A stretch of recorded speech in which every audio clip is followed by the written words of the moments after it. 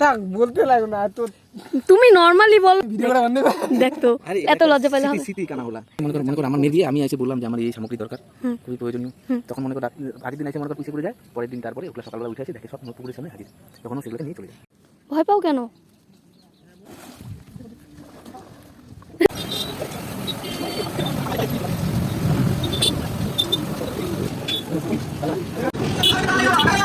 Hello guys, welcome back to my channel. তো তোমাদেরকে আজকে নিয়ে যাব খুব সুন্দর একটা জায়গায়, বলতে পারো জাদুর পুকুর।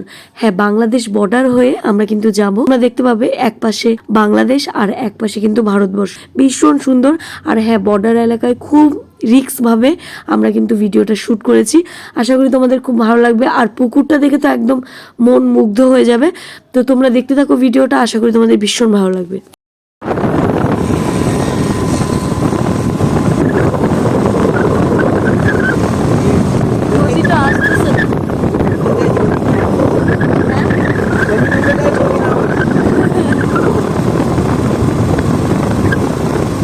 এবার বাইপাস থেকে যে আমি কোন দিকে গেলাম আমি নিজেও জানি না। যাই হোক, বাইপাস থেকে একটা রাস্তা চলে গেল, তো চাপাতি বাগানের মাঝখান দিয়ে আমরা যাচ্ছিলাম।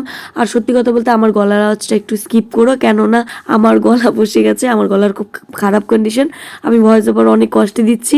তো যাই হোক, আশা করি তোমাদের ভীষণ ভালো লাগবে। সত্যি কথা বলতে এই চাপাতি বাগানের মাঝখান দিয়ে যেতে এত ভালো লাগছিল, এত ভালো লাগছিল যে বলে বোঝাতে পারবো না।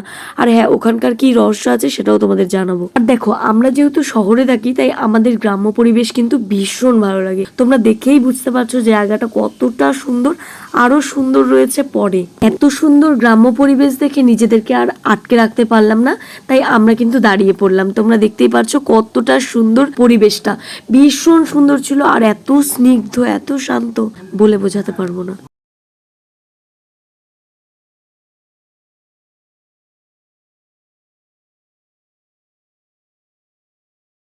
ওই যে দেখতে পাচ্ছ কাঁটাতারের বেড়াগুলো, ওইটাই কিন্তু বাংলাদেশ বর্ডার। আমার বন্ধু তো বারবার করে মানা করছিল যে ভিডিও করিস না, ভিডিও করিস না। বলতে পারো চুরি করেই ভিডিওটা করেছি, কেননা বর্ডার এলাকায় তো ভিডিও করা অ্যালাউ নেই, মানে ওইখানকার তো আলাদা রকমই পরিবেশ থাকে। এবার আমরা অনেক চুপচুপ করে ভিডিওটা করেছি, তো দেখতেই পারছো। আর সত্যি কথা বলতে ওখানকার ফৌজিগুলো ভীষণ স্ট্রিক্ট ছিল, আর অ্যাকচুয়ালি হওয়া উচিত, যেহেতু বর্ডার এলাকা কখন কি হয়ে যায় বলা মুশকিল।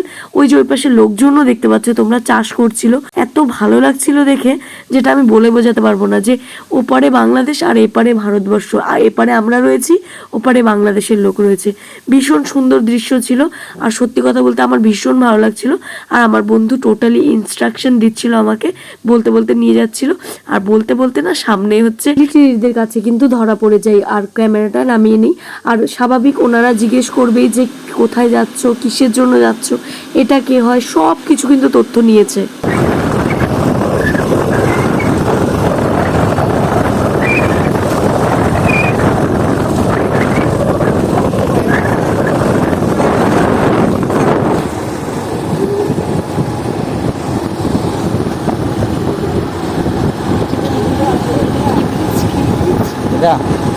এটা পদ্মা নদী।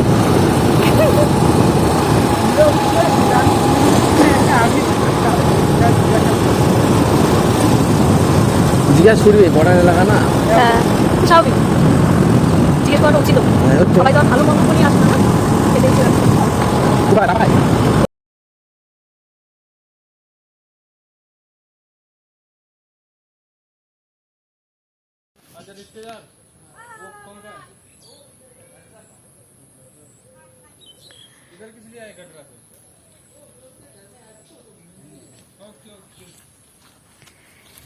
राकेश पिया हमेशा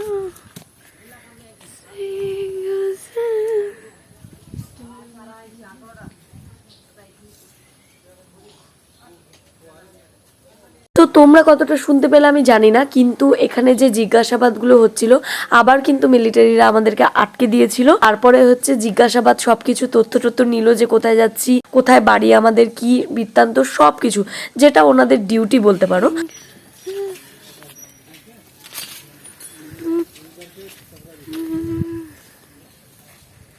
বট গাছটাও কি সুন্দর না?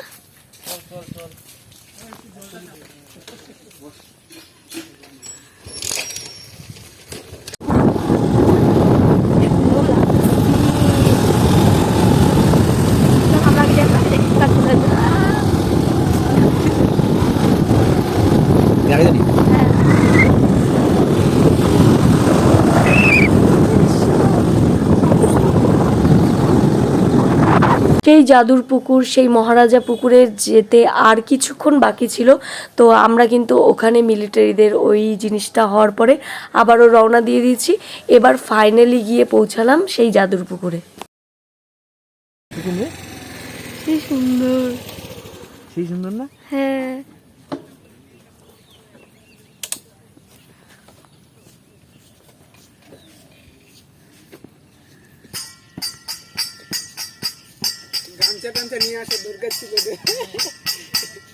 এত স্নিগ্ধ, এত শান্ত একটা পরিবেশ। তোমরাই বলো, তোমরা এখানে যদি যাও তোমরা কি করতে?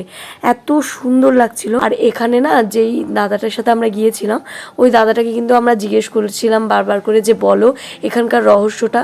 ফার্স্টে বলছিল, ক্যামেরা অন করার পরে আর বলছিল না। অ্যাকচুয়ালি দাদাটা ভীষণ ভীষণ ভীষণ লজ্জা পায়। চলো বলো। শুরু হয়ে যায় না দেবা তুই নাকি থাক, বলতে লাগো না তো। তুমি নর্মালি বলো না যে মানে কি পুকুরটা মানে কি মানে। ভিডিও করে বন্ধ করে, তুমি ভিডিও করে বন্ধ করে। দেখ তো, আরে এত লজ্জা পাইলে হবে? স্মৃতি একটা স্মৃতি। ওইটা হয়ে গেছে। বলো বলো বলো। রাখো রাখো, আমি এমনি বলতেছি, তুমি রাখো। আচ্ছা, এমনি যেরকম নরমাল ওরকম বল, ওরকম কর। কি দিয়ে আমার কি আছে ওই যে সকাল সকাল আবার তুমি ভিডিও করতেছো বলো তো? ভিডিও করা ভালো লাগে না আমাকে। ওই যে কি পিকনিক করে গাড়ি পাড়ি নিয়ে যাচ্ছে। না না, মানে পুকুরটা কি, মানে কি পুকুরটা সম্বন্ধে ওই যে ও বলতেছিল যে অনেক পুরনো, বুঝলা তো। পুকুরটা মানে একটা পবিত্র পুকুর, এখানে কেউ মনে করে সাবান টাবান কেউ ইউজ করে না। আর এখানটায় মনে অনেক কেউ মানত থাকলে পূজা টুজা দেয়। আর এই মনে এটা এমন হচ্ছে বলা চলে, এরা অনেক দিন মানে পুরনো পুকুর বলে এর আগে মনে এখান থেকে মনে আমরা জানি না, বা আমি নিজেও দেখি নাই, বলে যে এখানে কেউ যদি মানত করে, তো মানত করলে বলে পরের দিন মনে কর সেটা পেয়ে যায়। এরকম কিছু মানে অনেক অলৌকিক ঘটনা আছে, যেটা আমি নিজে বলতে পারতেছি না এটা আদৌ সত্য কিনা। হয়তো সত্যই হবে, এরকমই ব্যাপার। আর আর কি বলো বলো তো, এটাই হচ্ছে মেন। আর বাকি কিছু তো গ্রামের লোকেরাই জানে। অ্যাকচুয়ালি ফার্স্টে সব ডিটেলস কিন্তু ভালোভাবেই বলছিল, কিন্তু যেহেতু আমি ক্যামেরাটা অন করেছি তারপর থেকে আর বলতেই পারছিল না ঠিক করে।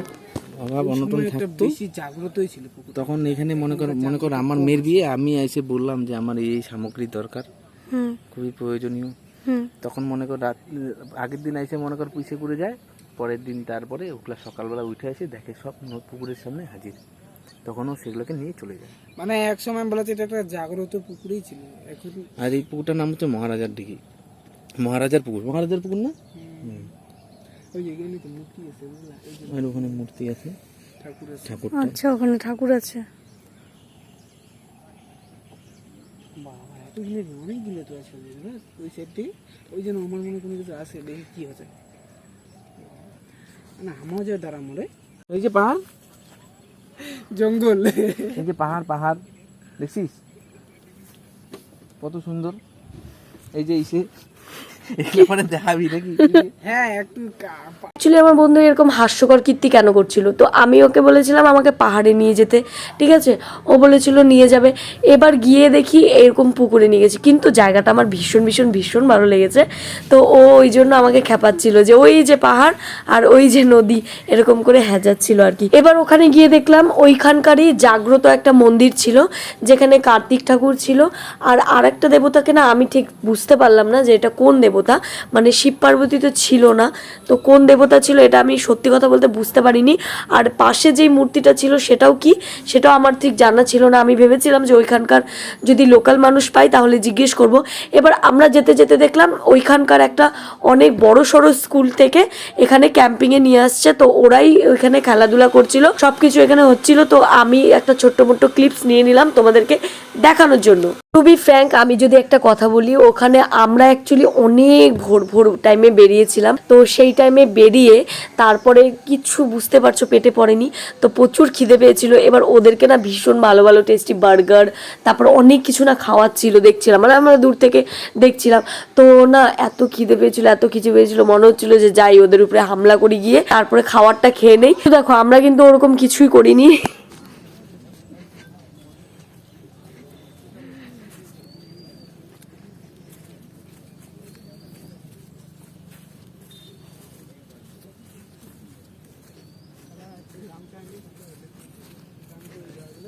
স্ট্যান্ড ছিল তো ভিতরে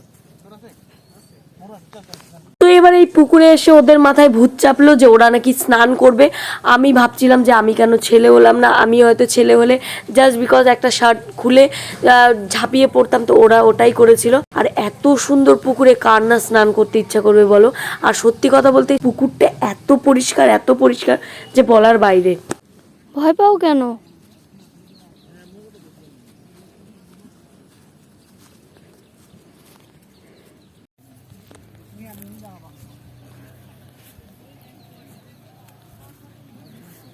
राकेश भी हो हमेशा कैसे।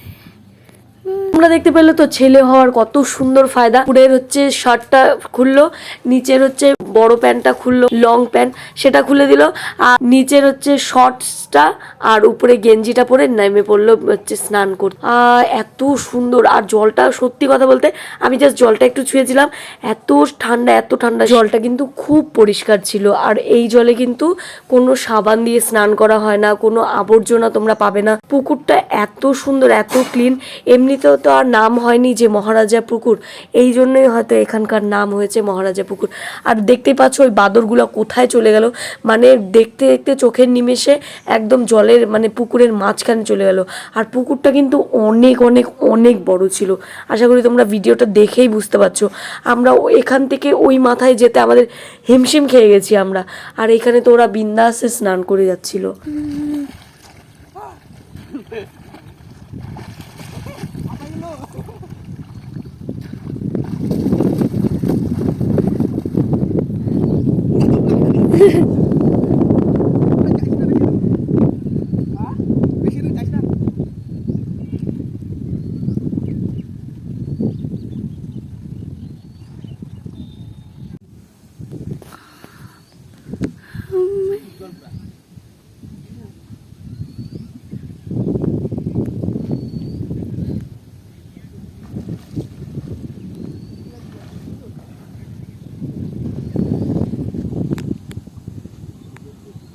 যে জগাই মাথায় স্নান করে কিন্তু তারপরে আমরা আবার রওনা দিয়েছি। এবার ওরা যেহেতু স্নান করছে, অনেকক্ষণ সুইমিং করছে, তো ওদের প্রচুর খিদা পেয়ে গেছিলো, আর আমার তো আগের থেকেই খিদা পেয়েই ছিল। যাই হোক, তারপরে কিন্তু আমরা এই যে যেতে যেতে চলে গেলাম খাওয়ার দোকানে।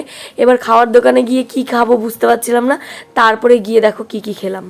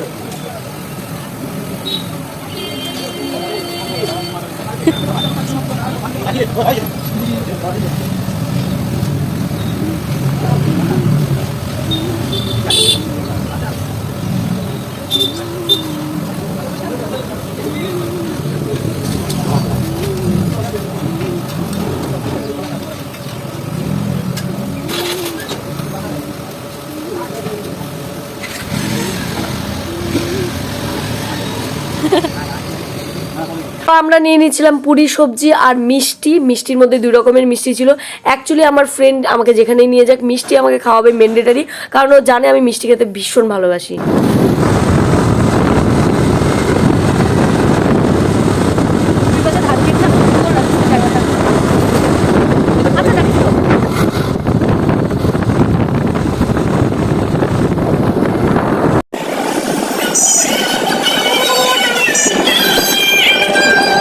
তো এই যে দেখতে পেলে এখানে কিন্তু সব মিলিটারিরা ছিল, আর এখানে কিন্তু স্বচ্ছ ভারত অভিযান চলছিল। তো ভিডিওটা তোমাদের কেমন লাগলো অবশ্যই জানিও। দেখা হচ্ছে নেক্সট ভিডিওতে খুব তাড়াতাড়ি।